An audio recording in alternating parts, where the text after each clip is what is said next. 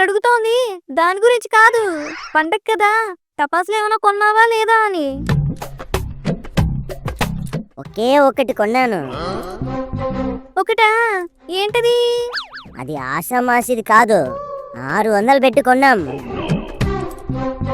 600?